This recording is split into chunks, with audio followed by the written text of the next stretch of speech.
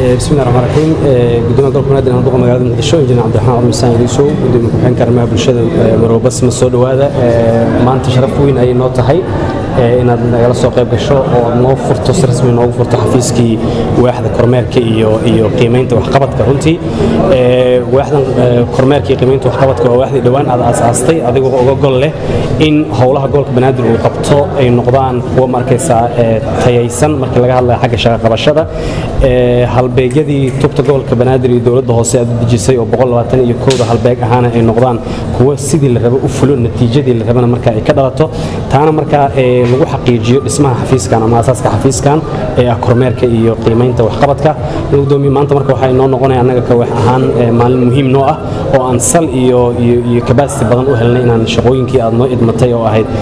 kormeerka iyo qiimeynta waxqabadka howlaha gobolka Banaadir aan fushano sida arkaysay halka waxay noqonaysaa meesha ay howlwadeennada waaxda ay ku shaqeyn doonaan oo 28 howlwadeeno kor u dhaafayo oo howlaha ay u idmanaan doonaan ka shaqeyn doonaan ay tahay kormeerkii dabagalkii qiimeyntii waxqabadkii waxay isticmaali doonaan hanaan casri ah oo ah hanaanka dabagalka iyo qiimeynta waxa afka raad lagu yiraahdo imani systemka kaasoo marka hore lagu shubi doono halbeegada gobolka Banaadir ee 121 ah ee labada sano soo socoto fulintiisii iyo dabagalkiisii qiimeyntiisa loo gudbi doono aan rajaynayno howlaha qabashadeedana marka cid alaale cid sidii la rabo uga soo baxda halbeegadii qornaana lagu abaal mariyo intii marka halbeegada fulinaysan waxaan anagu ka wax ahaan howlahan ay tahay inaan siino technical support ama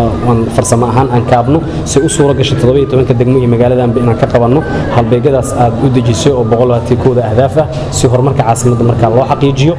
mudan gudoomiye marka waaxdan waxay noqon doontaa waaxda howlaha qabato waxaan rajaynaynaa marka muddada kooban inaan howlo badan marka la xaqiijiyo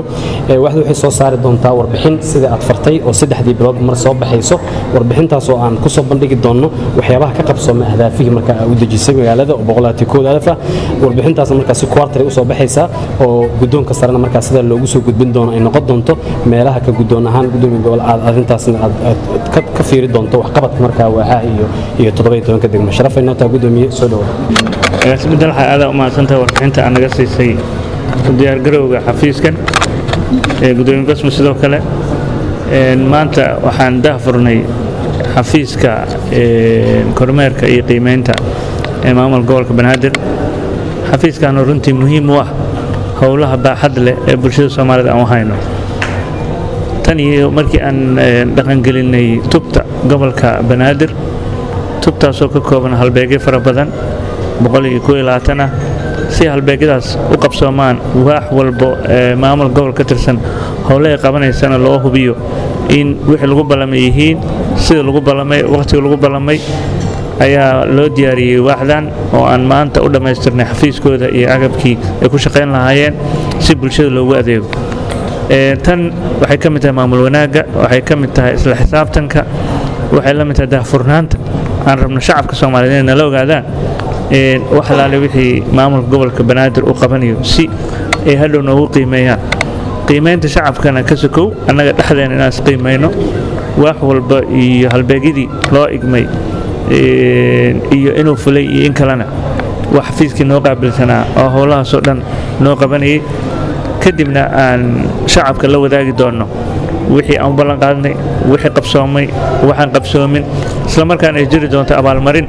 ciddii howlaha si fiican u qabatayna lagu abaalmarin doono ciddii hawsheedii ka soo bixi weysana lagula xisaabtami doono marka aad iyo aad aan ugu faraxsanahay in maanta xafiiskii uu noo hirgalay noo qabsoomay isla markaan rajaynayno shaqaalaha xafiis ka shaqeeyana inay la imaan doonaan firfircooni dheeri ah si aan bulshada ugu adeegno waa mahadsantiin